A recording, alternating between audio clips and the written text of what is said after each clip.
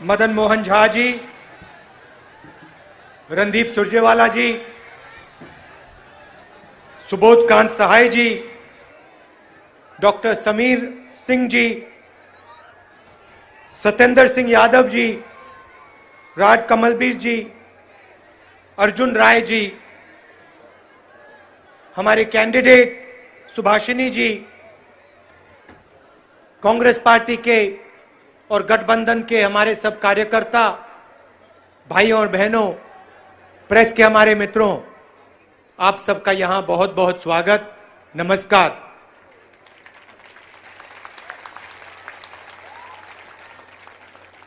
आज यहां काफी युवा दिख रहे हैं। 6 साल पहले नरेंद्र मोदी जी प्रधानमंत्री बने और उन्होंने इन युवाओं से कहा था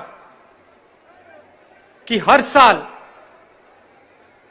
2 करोड़ युवाओं को वो रोजगार दिलवाएंगे। दे दिया? ये बाद में करना, अभी नहीं। मिला? कुछ नहीं। नीतीश जी ने कहा था बिहार को बदल देंगे, बदला? नहीं बदला। अच्छा, मीटिंग में नीतीश जी जाते हैं। पिछले चुनाव में उन्होंने कहा था रोजगार दूंगा। इस चुनाव में वही युवा जिनसे नीतीश जी ने वायदा किया था, उनकी मीटिंग में आके उनसे सवाल पूछते हैं, हमें रोजगार क्यों नहीं दिया? और नीतीश जी उनको धमकाते हैं, उनको भगाते हैं, उनको पिटवाते हैं। मेरा कहना है, सच्चाई सामने आती है, चाहे व्यक्ति कितना भी झूठ बोलना चाहे, चाहे नरेंद्र मोदी जी 24 घंटा देश से झूठ बोलें, नीतीश जी देश से झूठ बोलें, कहीं ना कहीं से सच्चाई सामने आके दिख जाती है। सही बात है?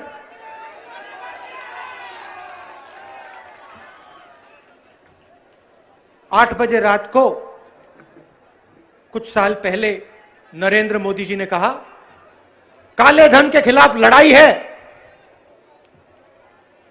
काले धन के खिलाफ लड़ाई है, 500 रुपए 1000 रुपए का नोट मैं रद्द कर रहा हूं।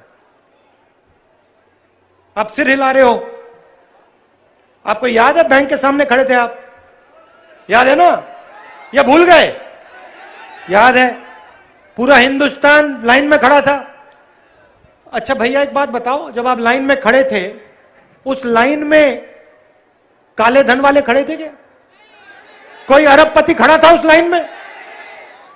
अंबानी अदानी थे खड़े? नहीं। वो बैंक के पीछे के दरवाजे से गए, है ना? हाँ, पीछे से गए और जो उन्होंने सेटिंग करनी थी उन्होंने कर दी। आपके जेब में से नरेंद्र मोदी ने पैसा निकाला, बिल्कुल।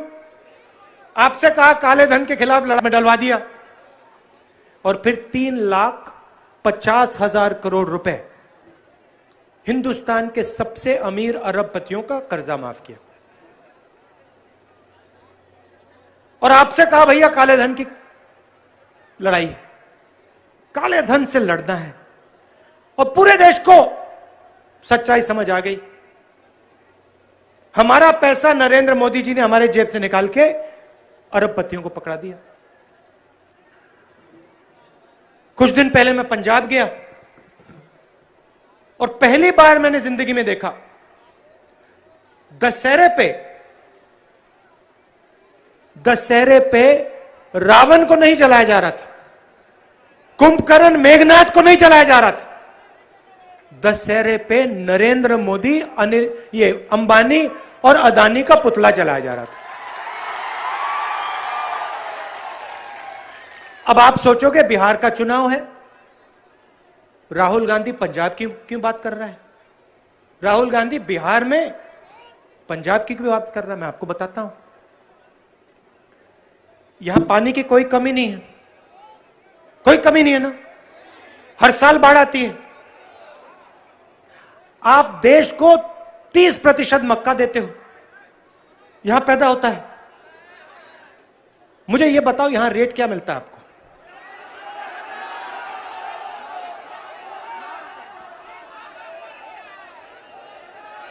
ठीक है, 800 रुपए।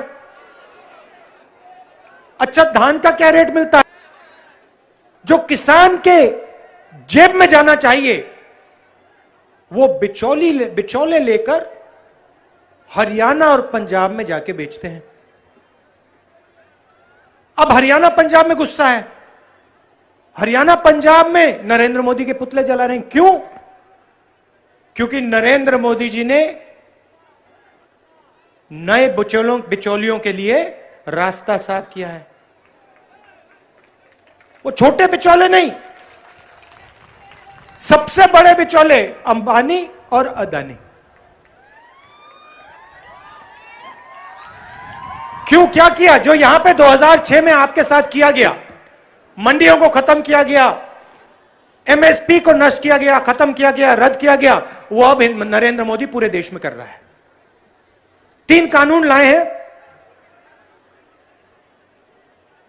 मंडियां, एमएसपी, प्रोक्योरमेंट का सिस्टम को नरेंद्र मोदी ने खत्म कर दिया है। और इसीलिए सब्जियों के दाम, प्याज के दाम तेजी से बढ़ते जा रहे हैं। भाइयों और बहनों, दुनिया के सबसे बड़े गोदाम बनने जा रहे हैं। आपका मक्का, आपका चावल यहां आप 800 रुपए में बेचते हो, वो मक्का, वो चावल दुनिया के सबसे बड़े गोदाम में जा रहे हैं। गोदाम अंबानी का है, अदानी का है, और जो रेट पे वो बेचना चाहेंगे वो बेचेंगे। आपका पैसा, बिहार का पैसा आपके जेब से निकालकर नरेंद्र मोदी इनकी जेब में डाल रहे हैं। ये सच्चाई है। और इसीलिए पंजाब में, हरियाणा में नरेंद्र मोदी जी का, अंबानी का और अदानी का पुतला जलाया जा रहा है। अब देखिए, आपका पैसा ले लिया। मोदी जी कहते हैं किसान को मैंने आजाद किया। कैसे आजाद किया? अब किसान अपना धान, अपना गन्ना, अपना मक्का कहीं भी बेच सकता है, वो कहीं भी जाके बेच सकता है। अरे नरेंद्र मोदी जी, एक बात बताइए, क्या किसान हवाई जहाज से जाके बेचेगा या सड़क पे चलेगा? और सड़क पे चलेगा तो बिहार में सड़क कहां है?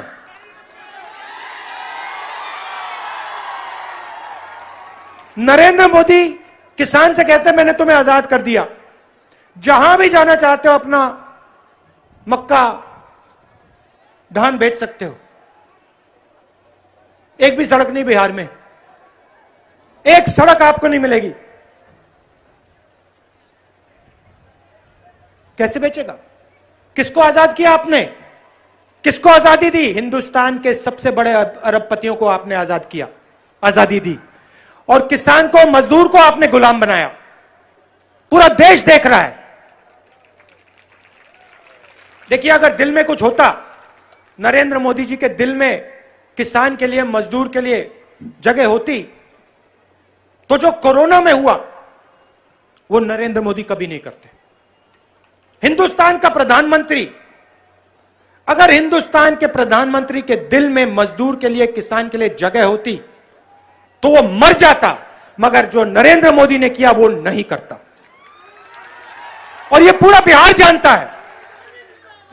कोरोना आता है, नरेंद्र मोदी कहते हैं, भाइयों और बहनों, नरेंद्र मोदी कहते हैं कोरोना आता है, नरेंद्र मोदी कहते हैं भाइयों और बहनों 22 दिन की लड़ाई है, 22 दिन की लड़ाई। अच्छा भाइयों और बहनों, 22 दिन में कोरोना को हम मिटा देंगे। भाइयों और बहनों, एक काम करो, थाली निकालो, बजाओ उसको। कोरोना भाग जाएगा, कोरोना भाग जाएगा। जब कोरोना नहीं भागा तो कहते हैं भाई और बहनों मोबाइल फोन निकालो, लाइट जलाओ। मतलब यह व्यक्ति सोचता है कि हिंदुस्तान की जनता में कोई भी अकल नहीं, कोई समझ नहीं। 24 घंटे जो बोलना चाहता है बोलता है। और क्या किया नरेंद्र मोदी ने? बिना कोई वार्निंग, बिना कोई नोटिस लॉकडाउन कर दिया, बिना किसी को बताए। जैसे नोटबंदी की वैसे लॉकडाउन किया। और जो बिहार के मजदूर थे, गरीब मजदूर, कोई पंजाब में, कोई हरियाणा में, कोई महाराष्ट्र में, कोई बेंगलोर में, उन सबको पैदल भूखे प्यासे हजारों किलोमीटर यहां वापस आना पड़ा। क्या जिस प्रधानमंत्री ने यह किया बिहार के मजदूरों के साथ, क्या उसमें मजदूरों के लिए दिल में इतनी सी भी जगह है? ना। मैं मिला कोरोना के समय, मैं दिल्ली में बाहर गया, मैंने कहा मैं मिलना चाहता हूं, देखना चाहता हूं। मैं मजदूर, मैंने मजदूरों से बात की। मजदूरों ने मुझसे एक सवाल पूछा, कहते हैं राहुल जी हमें एक बात नहीं समझ आई, ये जो प्रधानमंत्री हैं इन्होंने हमें 2 दिन का नोटिस क्यों नहीं दिया?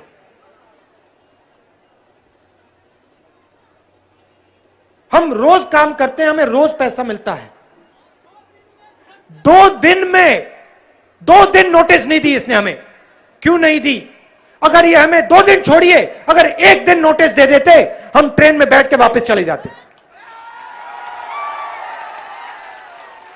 मजदूरों ने मुझे पूछा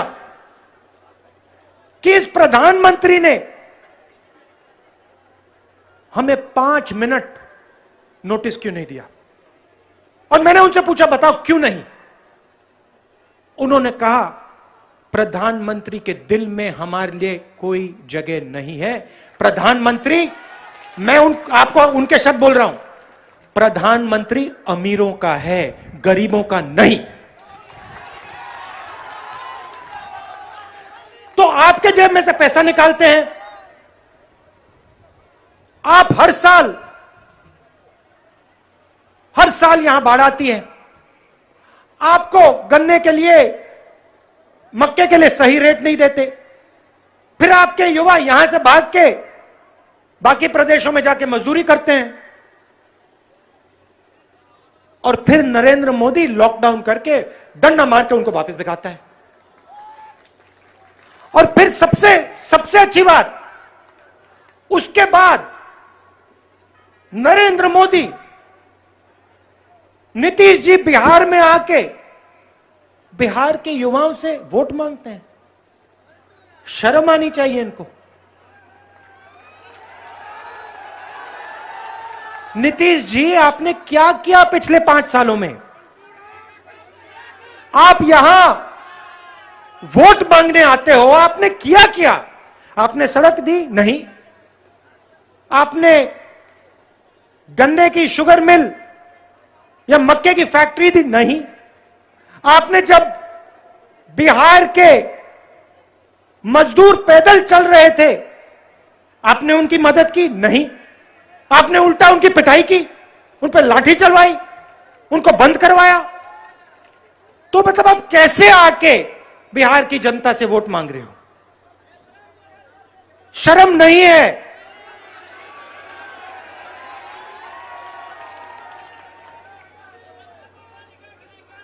आप जाइए, छत्तीसगढ़ जाइए, छत्तीसगढ़ जाइए और वहां किसी भी किसान से पूछ लीजिए धान के लिए उसको क्या रेट मिलता है, और छत्तीसगढ़ का हर एक किसान आपको बोलेगा हमें 2,500 रुपए क्विंटल धान का रेट मिलता है। हम चुनाव में हमने कहा, देखिए छत्तीसगढ़ में कहा, देखिए छत्तीसगढ़ में कांग्रेस पार्टी की सरकार बनने के बाद किसान को 2,500 रुपए क्विंटल रेट पैसा मिलेगा। आज जाइए कहीं भी छत्तीसगढ़ में, किसी भी किसान से पूछ लीजिए, 2,500 रुपए मिलता है। अगर छत्तीसगढ़ में मिल सकता है तो बिहार में क्यों नहीं?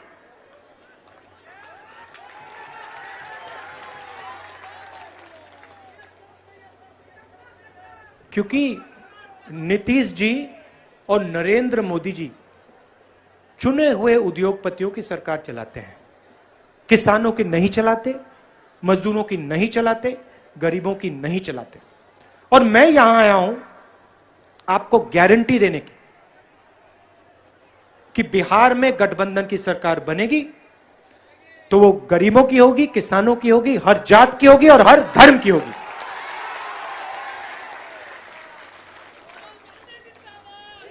आखिरी बात मैं कहना चाहता हूं, आज जब मैं हेलीकॉप्टर से उतरा,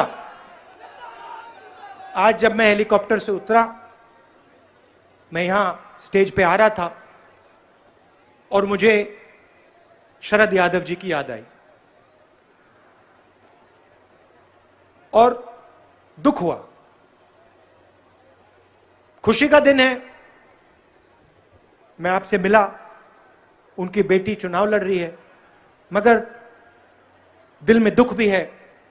शरद यादव जी बीमार हैं और वो आज यहां नहीं आ पाए। शरद यादव जी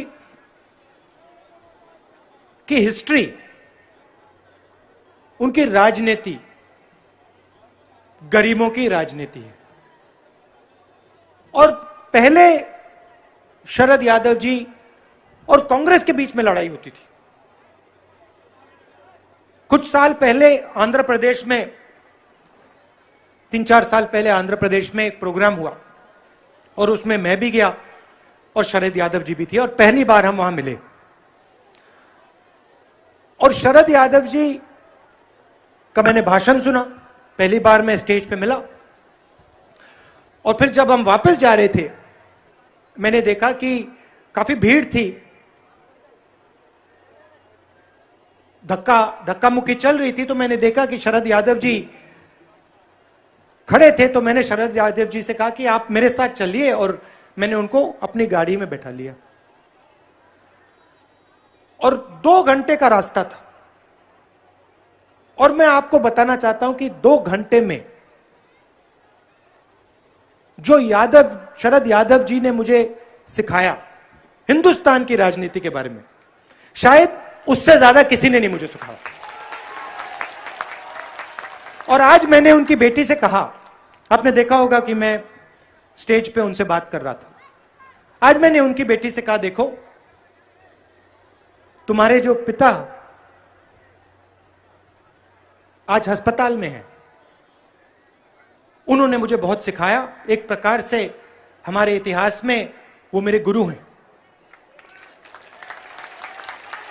और अगर वो मेरे गुरु हैं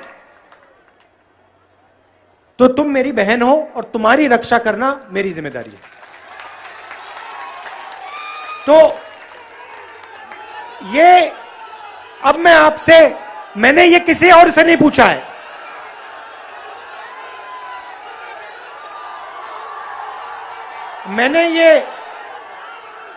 मैंने ये बात बिहार के चुनाव में किसी और भाषण में नहीं कही है जो मैं अभी कहने जा रहा हूं।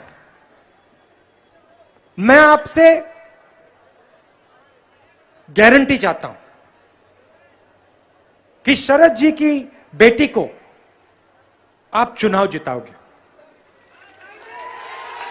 मैं अपने लिए नहीं कह रहा हूं, मैं अपने लिए नहीं कह रहा हूं, मैं आपके लिए और शरद यादव जी जो आपके नेता हैं उनके लिए कह रहा हूं। आपने इतना मुझे प्यार दिया, इतनी दूर दूर से आप आए, इतने प्यार से आपने मेरी बात सुनी, इसके लिए मैं आपको दिल से धन्यवाद करना चाहता हूं। नमस्कार, जय हिंद।